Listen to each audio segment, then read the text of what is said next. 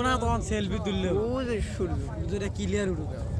আমাদের আসলে কপাল খারাপ, এই জন্য আমরা সূর্য প্রায় 2 হাত উপর দিয়ে উঠছে তখন আমরা দেখতে পাচ্ছি। তবে সূর্যটা ওঠা উচিত ছিল হলে পানির নিচ থেকে, আসলে না, পানির মেঘের কারণে সূর্য দেখা যাচ্ছে না।